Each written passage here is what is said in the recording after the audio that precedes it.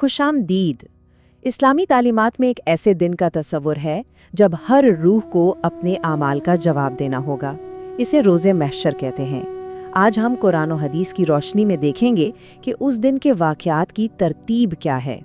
तो इस सब का आगाज़ एक बहुत ही बड़ी कायनाती आवाज़ से होता है जिसका जिक्र कुरान मजीद में है, सूर का फूंका जाना। ये वो आवाज़ें जो आसमानों और ज़मीन पर मौजूद हर जिंदगी के ख़ात्मे का ऐलान करेगी, सिवाय उनके जिन्हें अल्लाह बचाना चाहेगा। तो चलें इस सिलसिले के सबसे पहले मरहले को समझते हैं, यानी क़यामत का आगाज़। ये वो वक्त है जब ये कायनात, जैसा कि हम उसे जानते हैं, अपने इख्तिताम को पहुँचेगी। इस्लामी रिवायात के मुताबिक असल में ये एक नहीं बल्कि दो अलग अलग फूंके हैं। उनके बीच 40 का एक वक्फा है। पहली फूंक तमाम मखलूकात की फना के लिए है, मतलब हर चीज़ को ख़त्म कर देने के लिए, और फिर एक वक्फे के बाद दूसरी फूंक तमाम रूहों को दोबारा जिंदा करने के लिए है, ताकि हिसाब किताब शुरू हो सके। अच्छा, जब दूसरा सूर फूंका जाएगा तो इंसानी तारीख का सबसे बड़ा इज्तिमा शुरू होगा। तमाम इंसानों को दोबारा जिंदा किया जाएगा और एक जगह इकट्ठा किया जाएगा। यही है मैदान हश्र का मंजर। कुरान पाक इस लम्हे की एक तस्वीर दिखाता है कि लोग अपनी कब्रों से निकलकर अपने रब की तरफ तेजी से दौड़ेंगे। ये कोई आहिस्ता आहिस्ता होने वाला अमल नहीं है, बल्कि एक फौरी और ऐसी पुकार का जवाब होगा जिससे बचना नामुमकिन है। सही बुखारी के एक हदीस के मुताबिक हर शख्स को उसकी बिल्कुल बुनियादी असली हालत में वापस लाया जाएगा, नंगे पांव, बगैर किसी लिबास के। उस दिन दुनिया के सारे रुतबे और फ़र्क ख़त्म हो जाएंगे और सब एक बराबर खड़े होंगे। रिवायात बताती हैं कि उस दिन का माहौल नाकाबिले बयान खौफ और परेशानी का होगा। ये सिर्फ किसी एक इंसान का खौफ नहीं होगा, बल्कि पूरी इंसानियत पर छा जाने वाली एक इज्तिमाई दहशत होगी जिसकी सख्ती का अंदाज़ा लगाना भी मुश्किल है। उस दिन की जिस्मानी सख्तियाँ भी बर्दाश्त से बाहर होंगी। एक हदीस के मुताबिक सूरज को इतना करीब लाया जाएगा कि हर शख्स अपने ही पसीने में अपने आमाल के मुताबिक डूबा होगा, कोई टखनों तक तो कोई उससे कहीं ज्यादा।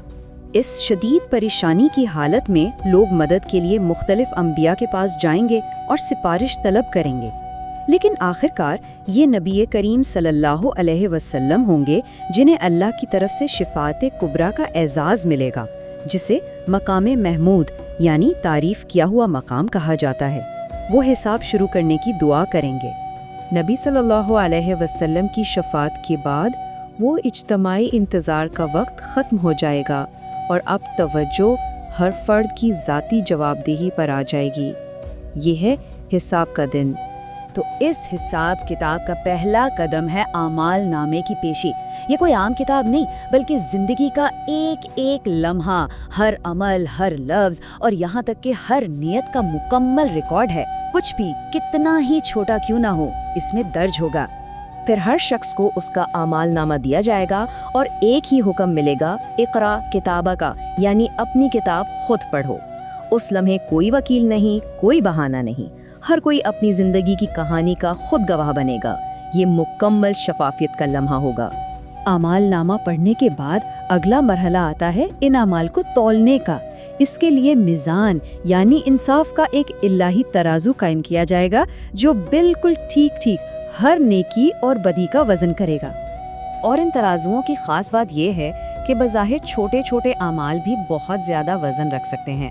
जैसा कि एक हदीस में है कि अल्लाह की तारीफ़ के कुछ अल्फाज भी मीज़ान पर बहुत भारी साबित हो सकते हैं, जो नीयत और इखलास की अहमियत को ज़ाहिर करता है। अच्छा, जब आमाल तोले जा चुके होंगे और हिसाब किताब मुकम्मल हो जाएगा, तब आखिरी सफ़र शुरू होगा। ये वो रास्ता है जो हर रूह को उसकी हतमी मंजिल की तरफ ले जाएगा। रिवायात में एक पुल का जिक्र मिलता है जिसे सिरात कहा जाता है, और ये जहन्नम के ऊपर कायम किया गया है। हर शख्स को इसे पार करना होगा। इस खतरनाक रास्ते को पार करने की रफ्तार इस बात पर मुनहसर होगी कि दुनिया में आमाल कैसे थे। कुछ बिजली की तरह गुजर जाएंगे, जबकि कुछ मुश्किल से रेंगते हुए पार होंगे। और वो लोग जिनकी नेकियों का पलड़ा भारी होगा, उनका सफ़र कामयाबी पर ख़त्म होगा।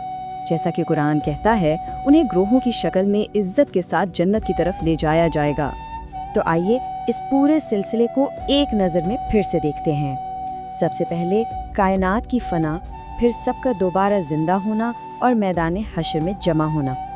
इसके बाद इनफरादी हिसाब, आमाल का वज़न اور پھر پل صراط سے گزرنا، جو آخرکار جنت یا جہنم کے حتمی فیصلے پر ختم ہوتا ہے۔